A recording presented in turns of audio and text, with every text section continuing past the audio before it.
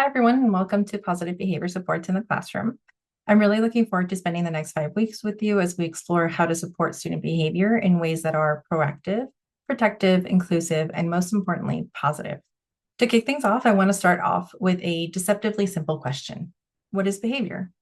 Now, for some of you, especially those navigating all kinds of student behaviors on a daily basis, this may feel like a no-brainer. You know behavior when you see it, even if their definition is a little bit fuzzy in this moment. And some of you may be coming from backgrounds where behavior is already front and center. Maybe you've had training in ABA, worked with behavior specialists, or have used FBAs and BIPs before. Now, if you're not familiar with any of these acronyms I just said, don't worry, we will come to define them and understand them all in this course.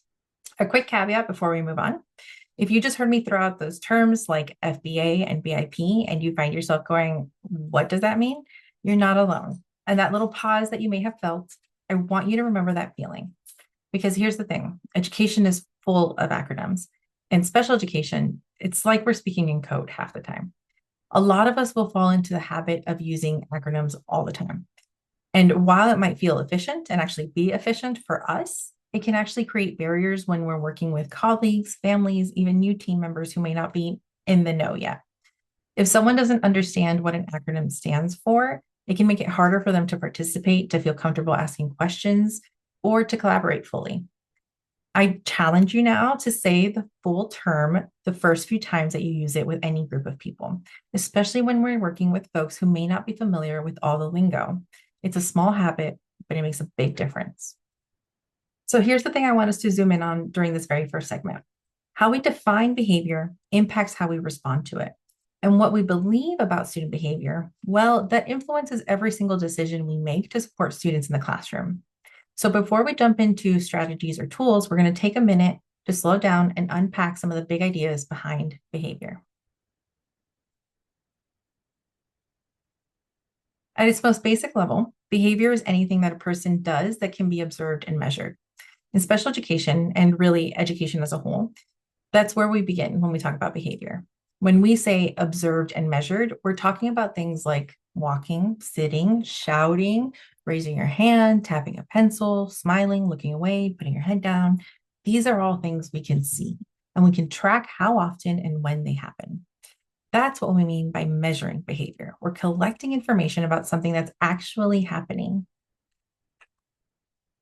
Behavior includes actions that might be considered undesirable, like refusing to work, yelling out, or avoiding eye contact, but they can also be actions that are desirable. What's really important to understand is that behavior is not a personality trait. It's not a moral failing, and it's not a diagnosis. Behavior is simply an action. When we're identifying behavior, we're not assigning blame or judgment. We're just describing what we see. And I want to name something here too.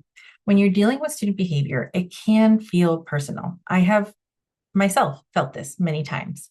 You're trying everything. You're redirecting, you're prompting, you're encouraging, you're being stern, and the behaviors just keep happening. And sometimes it really does feel like a student is directing that behavior at you specifically. And honestly, in some cases, they might be because you're there. But our job as educators, as people who are put in charge of educating these children into one day adults, our job is to try our absolute hardest not to go with the instinctual reaction and to instead take a moment and step back and ask why that behavior is happening. The behavior is happening for a reason. And before we can figure it out, we actually have to learn how to define what behavior actually is. So that's where we're going to start. Let's ground ourselves in some examples. Throughout this course, we're going to look at examples from both ends of the spectrum. There are students with mild to moderate support needs and then students with extensive support needs. We're typically going to see them referred to as MMSN for mild to moderate and ESN as extensive support needs. This is pretty common phrasing in California for describing general groups of students with disabilities. When I say mild to moderate, we are typically referring to students who are in the general education classroom for the majority of the school day. These are students who need support with learning or behavior to a mild or moderate degree. But these students are also generally participating alongside their same age peers in the classroom. Now, students with extensive support needs, on the other hand, are often students who require a higher level of support, whether that's physical, academic, communication-based, behavioral, or a combination of those. These students are often going to spend the majority of their school day in a specialized classroom with a special education teacher. That does not mean that they can't participate in the general education setting with their peers. They absolutely can, but they might do it in different increments and their day might look different than the larger population in the school. Let me walk you through two quick examples, and we're going to come back to these students over today's lesson. We're going to start with a fourth grade student here with ADHD or attention deficit disorder. This is a student who would typically be classified under having a mild to moderate support need. As their teacher, you notice that during lessons, your student is constantly calling out. Even after you reminded the whole class to raise their hands, even after you specifically reminded this one student to start raising their hands, you find yourself redirecting him over and over and over again. And that is just one example of how a behavior might feel disruptive, or a behavior we will likely come to see one day. Now, if we're working with students who have extensive support needs, let's say we have a fifth grader who has autism and limited verbal skills. When given a task that your fifth grader doesn't like or is interested in, they throw the materials on the floor and they're going to drop their whole bodies as well. Everything goes. In both of these situations, the behaviors can feel frustrating or challenging. In the very first example, that student is disrupting the flow of our lesson. And in the second example, it can feel like you can't even begin instruction because there's a lot happening right now with the student throwing themselves around. Depending on your setting and your experience in dealing with behaviors and students and in high stress moments, both of these situations can feel really tough. But here's the thing, and you're going to hear me say it a lot this semester. If we stop at just judging the behavior from our very first instinct, we're going to miss the real opportunity to understand it. If we label behavior as disrespectful or defiant, we're not getting deep enough. All we've done is add another label to it. This is where we're going in this class, and we're really going to have to start asking and figuring out how to answer the question, why? Why is this behavior happening? Now, one of the big answers for why is also a foundational stone for the world of behavior and for this class. Behavior is communication. I need you to say it out loud to yourself. Behavior is communication. As you say it, I hope you come to believe it and understand that this is a truth in the world of behavior. Everything a student does, everything that's observable and measurable, that's a form of communication. It's how students are telling us what they need, what they're struggling with, and where they might need more support. This doesn't mean it's always easy to interpret. In fact, behavior is kind of like a language of its own. And our part of our jobs as educators is learning how to speak this language, how to interpret what our students are trying to tell us through their actions. So whether it's calling out in class or throwing materials, we need to ask, what is the student trying to communicate? What are they trying to get, avoid, or express? If our goal is truly to help students learn and grow into some pretty cool people, then we need to become fluent in understanding the language that is behavior. Once we do this, then we can start teaching students more appropriate, functional, and socially acceptable ways to meet their same needs, opening the door to all that learning stuff that's supposed to be happening at schools too. Take a moment here to pause and reflect. Now that you have some thoughts down, I want you to note that this is the kind of reflection that is at the heart of what we're doing in this course. We're working to shift our mindset from what is wrong with the student to what is the student trying to tell me. And let me just say, this is so much easier said than done, especially in the heat of the moment. If you're reacting emotional or feeling particularly overwhelmed, that is normal. But this mindset shift is a practice. It takes time, it takes self-awareness, it takes patience. None of those things are particularly easy to come by, especially when we're dealing with a lot at the same moment. And this is our job, and we need it because we get paid through this, because that's our livelihood, and because also you might love it, it's your passion. But that's also a lot of work that needs to be done internally in order for you to also support your students externally. I want you to give yourself some grace as you go through this. Know that it doesn't happen within the course of 5 weeks, and know that you might just keep working on this throughout the rest of your career. It's self-growth as well. I am also in this boat with you, so we're going to work on it together.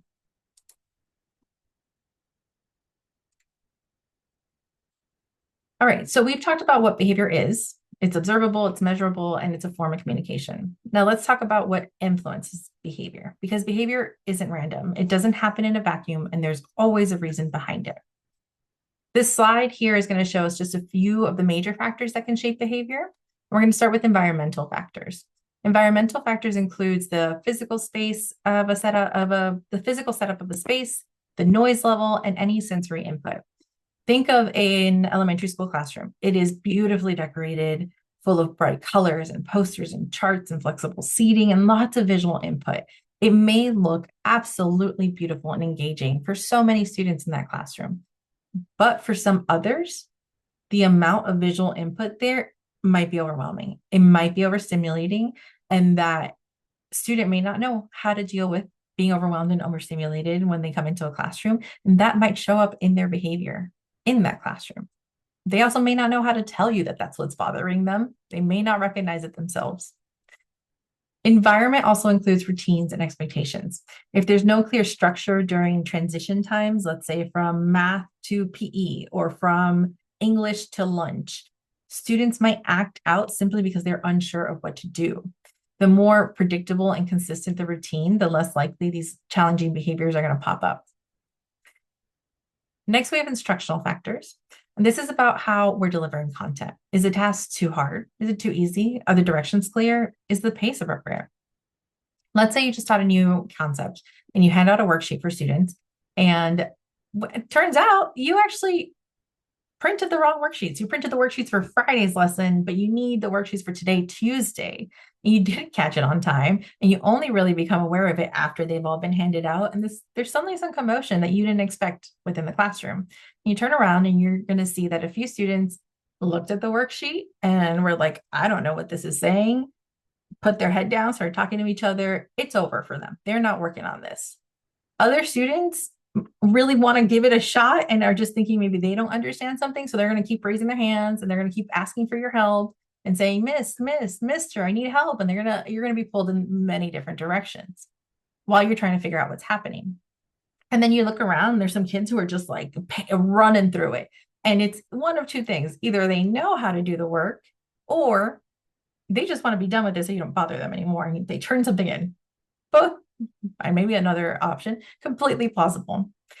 If something like this happens, and maybe not this exact scenario, but something like this may happen, just know that the behaviors you're going to see are wide ranging, and they're going to stem from a mismatch between the instruction that you gave and the ability that they have to complete that worksheet. It's not their fault that worksheet, it just is the wrong one. That's a human error. But because that worksheet is far advanced from where they are, you're going to get a myriad of behaviors. And that's a mismatch between instruction and ability. The same thing is going to happen if the task is too easy. If students finish quickly and have nothing to do while others are working, it just opens the door for off-task behaviors. It's going to open the door to say like, oh, well, we'll wait for everyone else. Let me talk to my best friend who sits 3 rows away from me and just see what's going on over there. Or now I'm going to get up and do something. These are all really important things. Planning for pacing, how quickly or slowly we deliver a lesson is important, and how clear we are in doing so is also quite important, as I'm sure you know. Then we have social factors, and these include peer relationships, group dynamics, social expectations that come with transitions. Think about how behaviors change during recess or PE from like when students are in the classroom. Students might be getting hyped up or anxious about being picked for a team. They might be doing some sweet moves on the basketball court, trying to impress their friends, because social pressure is real and it plays a really big role in how students act. As a teacher, there are so many things that I personally planned for and try to make contingency plans for. And what I could never really quite get was the social aspect, because all the things that I put together in my lesson plan and I was ready for a great day could be easily derailed by the fact that 2 of my best students are right now in a beef and they're in a battle. They're just so angry at each other that like everything I had planned for them, it is going to be derailed. And now we got a whole situation going on in the classroom. It could be a lot. The social pieces are really difficult to plan around, but also make a very big, important role for students and ourselves as humans as well. Finally, we have biological and emotional states. And this is going to include some of those big ticket items: hunger, trauma, disability-related needs, anxiety, stress. Sometimes a student walks in to your classroom and they seem to have a bad attitude from the very start, and we're left wondering what's going on. Most often, that behavior actually has nothing to do with you. Maybe they didn't sleep well, maybe they skipped breakfast, maybe there's something going on at home, and maybe their anxiety is kicking in. These deeper factors are often the root cause of behaviors we see. It becomes our problem because you're there to be on the receiving end of their reaction. The biggest takeaway here is that behavior is shaped by all of these elements, most of them at the same time, and overlapping with one another. What often looks like misbehavior is actually a student coping the only way they know how. I'm popping in here to try and dispel a myth. And this is one of the biggest ones that I'm going to try to tackle in this class. The notion that a person's behavior is a reflection of their morality or how good of a person they are, that's just not true. Behavior does not equal morality. This is one of the key mindset shifts I hope everyone walks away with. Behavior is not a reflection of someone's moral character.